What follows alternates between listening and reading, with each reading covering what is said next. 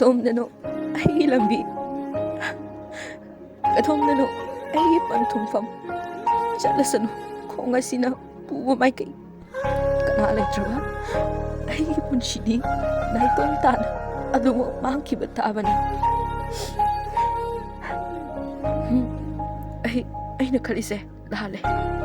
Ay sige tayo mong panasida hingdo na kanalay sa trawa ang hangsing nidamak ay hingkini.